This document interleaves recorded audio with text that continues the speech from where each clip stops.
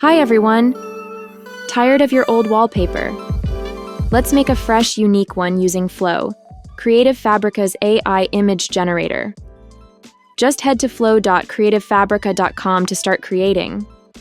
I'm going for a soft, abstract background so my app icons still stand out. Here's the prompt I came up with. Abstract pastel background with wavy lines. I don't want the colors too bright, so I'll add soft colors like peach, lavender, and light blue on a warm beige backdrop. To fit my phone, I'll set the size to 916 and choose the 3D style. Let's hit generate. Flow gives us 4 options. I love this one, so I'll download it. Now let's switch the style to watercolor and see how it changes the vibe. As you can see, it's super easy to design your own wallpapers with Flow. Hope you enjoyed this quick tutorial on creating your own wallpapers. Happy designing!